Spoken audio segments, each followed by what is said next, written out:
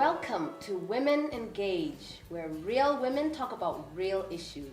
Thank you for coming to join us today. Welcome to our program. We are talking about women mentoring women today. We have a great panel of brilliant women, and I'm going to ask them to introduce themselves to you in a moment. But I just want to say to you that if you would like to join with us, engage in our conversation, you're welcome to go onto our website, which is www.ecdadventist.org, and click on Women Engage, and you can get involved in our program as well. So I'll begin by introducing myself to you. I'll tell you my name and where I'm from, and then I'll ask the other ladies to introduce themselves to you as well. My name is Jocelyn Isabirie. I'm from Uganda. My name is Yetunde Odeyemi, a Nigerian. My name is Evelyn Mbwambo Muhumuza from Tanzania. My name is Daylene Batiste, and I'm from the U.S. My name is Marianne Razafia Rivoni. I come from Mauritius. My name is Debbie Maloba. I come from Democratic Republic of Congo. Welcome, welcome ladies. So we've said today we're talking about women mentoring women. I think let's just begin by defining the basics. What is mentoring? What do you understand by that term? Mentoring. I would say mentoring is passing on the knowledge that you have to someone else who might be in need. Okay, passing on knowledge. Okay, any other additions? Yeah, I would say it's helping someone else develop and just grow out of their shell. Helping someone to develop. Okay, has anyone been mentored by someone that they think this was really beneficial to me? Is anyone willing to share any experience of mentoring that they have benefited from? Yes. When I started writing, when I was in school, I had to write it, those papers that you write, and I was very, very green, not even knowing where to start. So I prayed about it, and then there was that gracious lady. She has had experience. She has seen many papers, probably many students. So I asked her one day and said, would you kindly mentor me into the writing process? What do you do? And then I remember very clearly, I was asking her on a technical level, but she started with attitude. She said there's a certain attitude you have to take when you write, there's a certain way, there's certain things you have to do. She literally, trained and guided me in such a way that everything she said, I started to start emulating. And getting, learning not only the technical part of writing itself, but really the way to do it, the spirit you have to have, the attitude you have to got, and things that you have to do in terms of health. And so I believe I had a good mentor, and I'm grateful for that. When I started working with one NGO, I didn't know how to go about it. I wanted to be closer to people, to help them, but I didn't know how to start, where to even get the tools that will help me. So one missionary, she was closer to me, she called me, she invited me for 2 weeks. I stayed with her, and she taught me about how I can go. When you go to one population, you have to ask questions, you have to discover their needs, because you will minister to their needs. You will never achieve what you want if you don't know the needs, if you don't have the tools that will help you to reach them so that they may change and also get something that will help them to face the challenges they are in. And it helped me, and it went well, and today I can testify. I'm using it, helping people, and changing their lives. Yes. Okay, so my experience came when I was in 6th grade. I had a teacher who, she was mentoring me, but she didn't know that she was mentoring me. And the way that she did that is, I was her teacher assistant, and every day in class she would tell me, could you please help me organize the desk area? Could you put away the cleaning supplies? And so I think with her just telling me to clean all these things and put everything away, basically helping me to organize myself. So as I got older, I was also being more organized in everything that I did. So that's one way that I would say that I had a mentor, even though she didn't know she was mentoring me at such a young age. Yeah, I also had, or rather I would say the greatest mentor in my life has been my mom. Because at the early age of 10 years, I vividly remember, she used to tell me how to handle my finances. So she would give me pocket money, you know, as little as it was back then, but every time she would give you something, she tells you, you have to keep something out of this. And she would ask me after every week, how much have you saved? And then I tell her.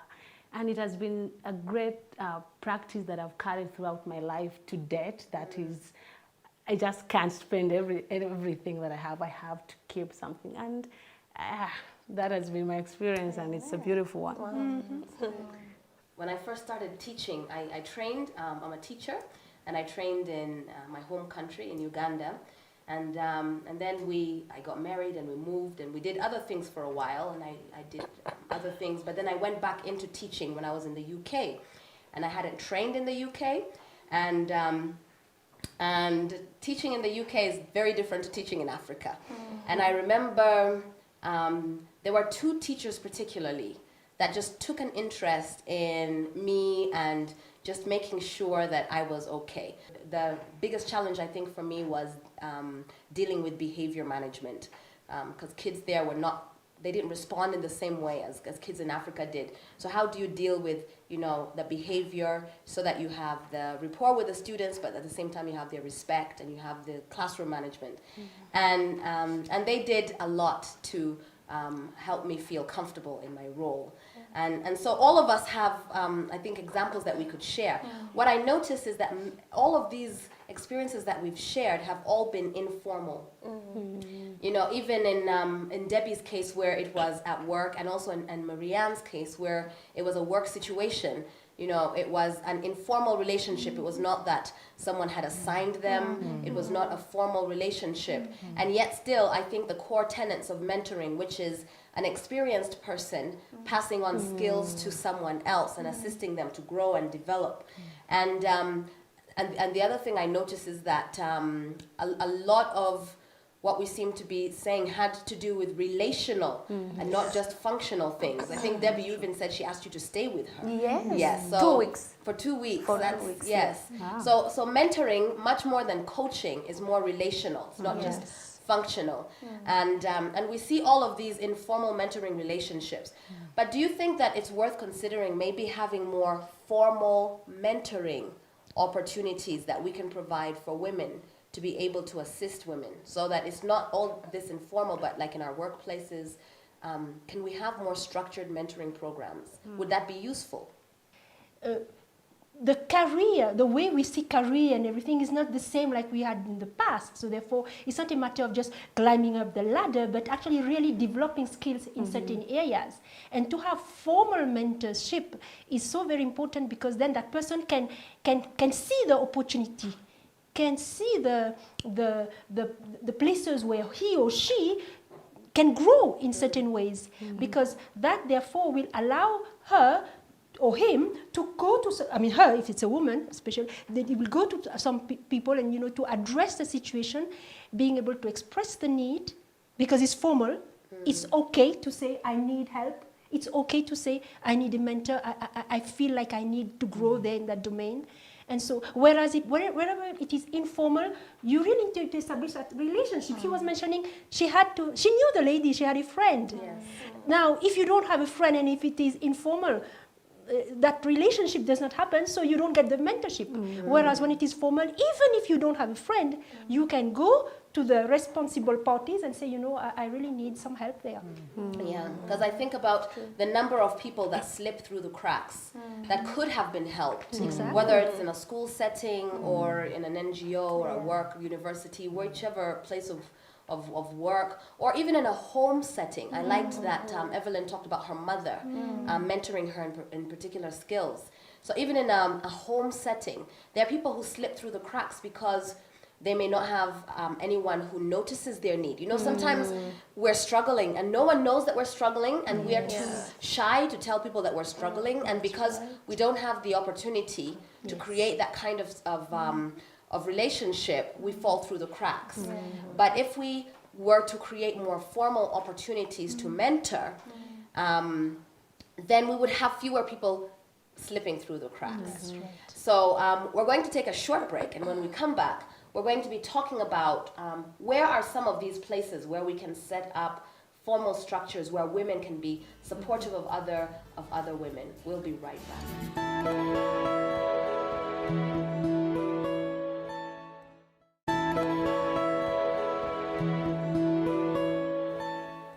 Welcome back to Women Engage. And we've been talking about mentoring, women mentoring women. So ladies who are saying that mentoring is important, and we found that in our personal experiences, much of the mentoring that we received was very informal, and that maybe it is important to think about setting up formal structures in order to be supportive of other women so that women don't fall through the cracks.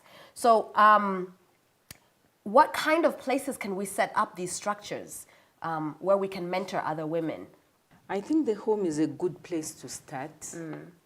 I'm just trying to look at society, and I'm wondering, do we have enough women in enough places to set up this type of structure you are talking about? Because in the workplace, the number of men tend to override the number of women, and it still does not mean you cannot get a mentor. But I think we'll probably have to start from the home first and foremost, and then from the home we can carry it on to the school, to the workplace, to any area where we build relationship with people. We can use that, and it could even be in the church. Yeah, it could be in the church. We could have women who we know are God-fearing, and they have the mind of helping others, and they have the right character traits. And I'm saying that because I'm trying to define the sort of things we'll be looking out for, because we had a mentoring program once in one organization, and we took on certain women to say, please, can you mentor these young ladies? And we ended up having ladies being prepared for beauty pageant. So we had to go over the whole of the program again, like restructure it and get new people onto the program, because it's not that we had a problem with beauty pageant, but that was not the aim.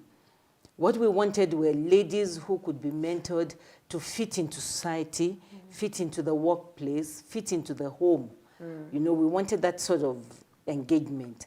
So I think as we begin to look at structures, we should also look at the sort of people we will put inside. We talk about the church women. It doesn't mean all the women in church would have the right influence. I think if we say that, that will be lying. Not all the women in church. So who can mentor then? Yeah. Are we saying only certain types of people can be mentors? I think so. I think somebody who would mentor must have a level of understanding in the subject area, or in, like Evelyn's mother mentored her in terms of money management, her personal money management. Her mom must have a good idea of how to take care of money for her to be able to do that. So it's somebody who has an understanding, a good understanding, let me not just say a fair understanding of the subject matter. The person must also be gracious enough to be patient with the person you are training, because all mentees don't come at the same level. Yeah, and then I would like to add that it has to be somebody who is God-fearing, because what you have is what you can give, but if you don't have the fear of God or the Spirit of God in you, you tend to hold it and say, let me keep this for myself, let me be the only one who is able to do this around. Yeah. Yeah, I also think in a community where there is a need, not everywhere, where there is a need, because it will help you to reach your objectives and what you are aiming for. And also, just to pick from where Yetunde has said, I also agree with her. Not every woman, because we are talking about women, not every woman will be good in mentoring. She's supposed to be a good listener, who listens, who has time to listen to those who are coming. The mentees, they are not all at the same level. So she has to take time to listen to them with their problems. She also must be herself. That is very important. Yeah. She must also accept those who are coming because levels are different, so that they will see the love she has and will profit from what she will give them. I think also, as Yetunde was talking about a God-fearing person, I was thinking about, I was speaking to one of our pastors, and he was talking to me about a program that they have where they have these alternative initiation programs for tribes that have, for example, there are those who do circumcision. And the boys are initiated into manhood, and there's the cultural way of doing it. And so they have alternative ceremonies where they mentor these young men, and they also have programs to initiate girls instead of going through the FGM, female genital mutilation, and those kind of things. But then they mentor these young people, and I think being God-fearing is an important quality because there are many ways that we can help people to grow, but some are godly and some may not necessarily be godly. But I also want to go back to something that Yetunde said about the workplace. She said, well, maybe that's not a good place to start because there are so few women there. Don't you think that's maybe why we should have more mentoring programs, particularly in the workplace for women? Because there are so few of us, particularly in higher offices and in positions of responsibility, where it's probably even more important, because there are few of us, that we do have formal mentoring programs where we can support other women. Otherwise, if we don't support each other, who's going to support us?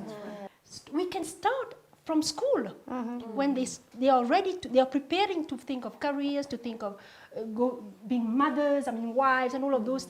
Different aspects, and that come with the fact that you have to take people who have experience, people who want to share, but each in its own sphere. But I would like to also say that we have to also not forget that mentoring has also an element of influence to it. Yes, it does. So therefore, the person may be qualified, but not have a good influence somehow. Yeah. The technicity is given, but the influence is not godly.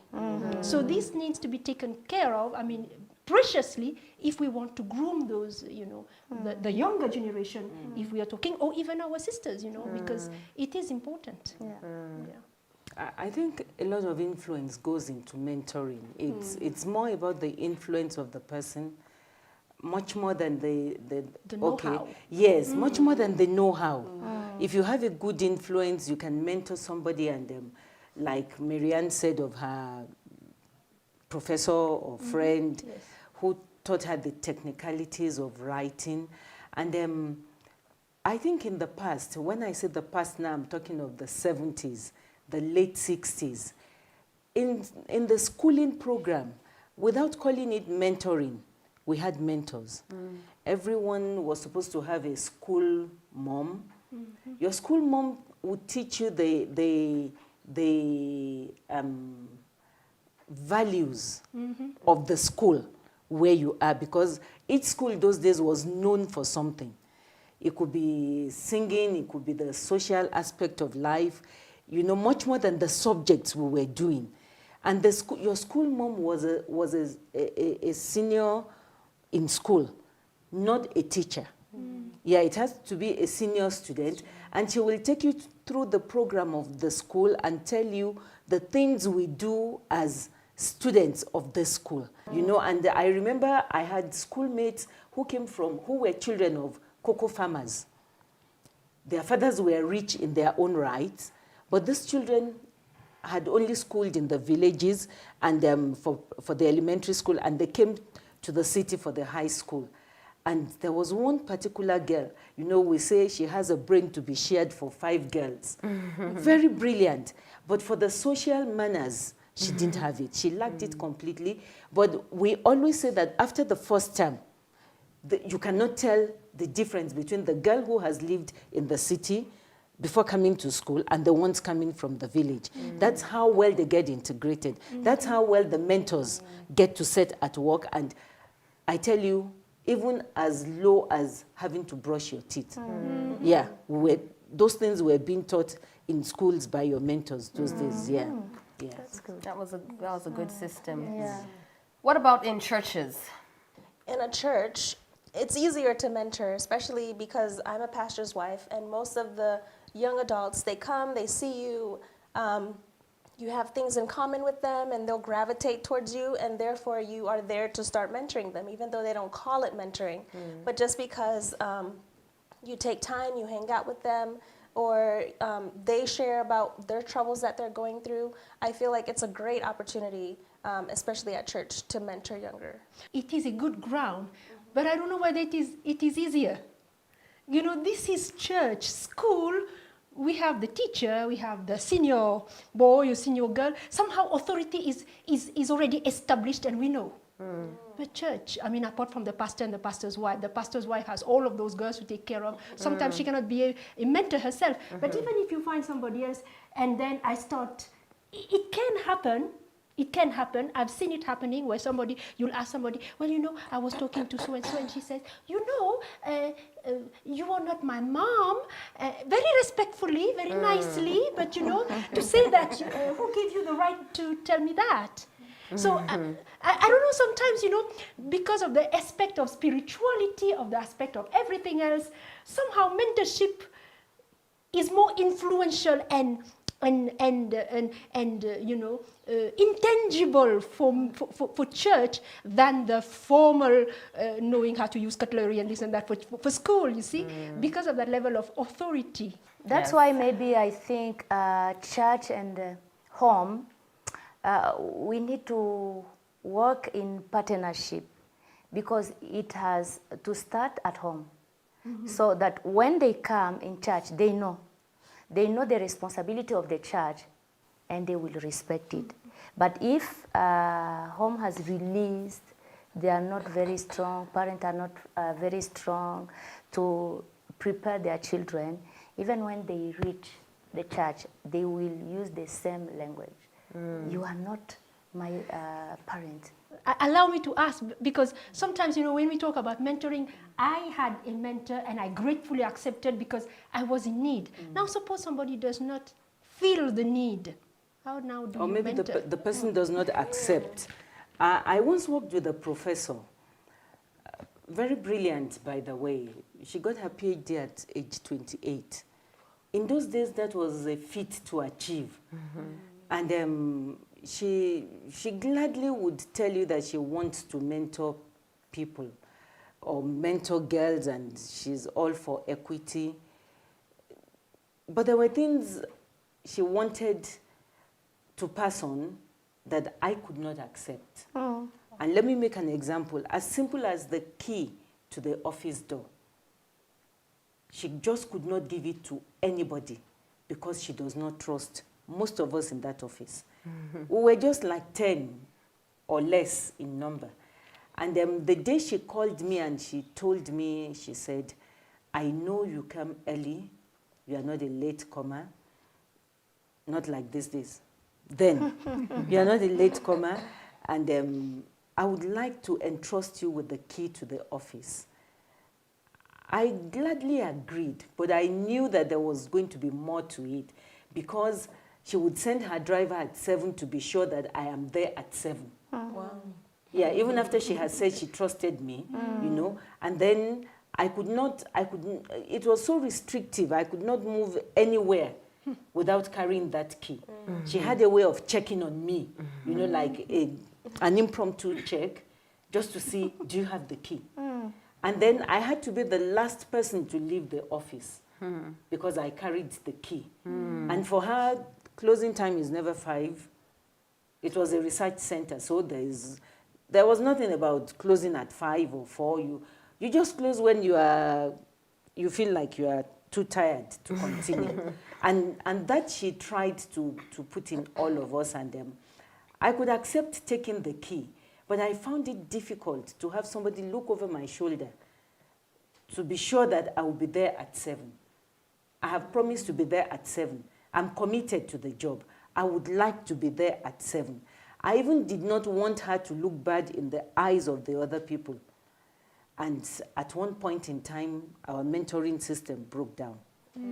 Yeah. So I took it off my mind, and I left the work, that particular workplace, by the way, yeah, because it was no longer healthy. So at times, mentoring may not be as healthy as we want it to be, because the other person thinks, I'm giving you everything, you should sort of be enslaved to me and be happy and be thankful. And, you know, it was as bad as if she's having issues with Evelyn. I could not greet Evelyn. Yes. So it had reached that level where it was no longer helpful, Yeah. and the influence was no longer positive. That's right. Yes. Something Well, we need, something yes. we need to remember is that we are human beings. Yes. Even the one you are mentoring is a human being. Yes. So you need to know which attitude to take. Yes. We've run out of time, unfortunately. I know there's so much more that we could say on this topic, but I think it goes back to mentoring being relational. So if something is relational, it means it's two-way. It's a give and take from you know all the parties that are involved. Just a few words, one final thought on this topic of mentoring. What would you like to say?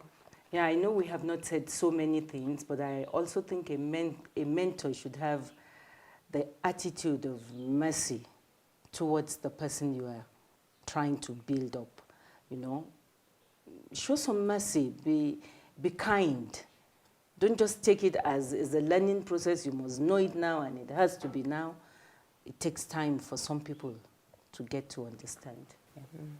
Yeah, I would say mentoring requires or should be done with much grace, because as you might think you're mentoring someone, that someone might not know that he's being mentored. So you have to have grace as you're mentoring that person.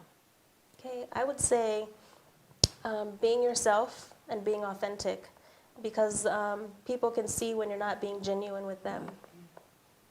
That's right. When I think of mentoring, I have an image always of a road where two people are walking together, one having something to share and the other one willing to receive something to share. It's fun, it's graceful, and it's you know, out of this world. So it's something, it's an experience to really live, to be a mentor and to be mentored to. As a mentor, do not be judgmental. Love the one you mentor, but also be interested. It will work. Thank you, ladies. Thank you for having joined us on our program today with Women Engage. If you would like to engage with us in the topic that we've discussed today or on any other of our topics, please log on to our website, www.ecdadventist.org, and click on Women Engage. We'd love to hear from you. We'd love to hear your questions, your comments, to see you engage with us in our discussions. God bless you till next time.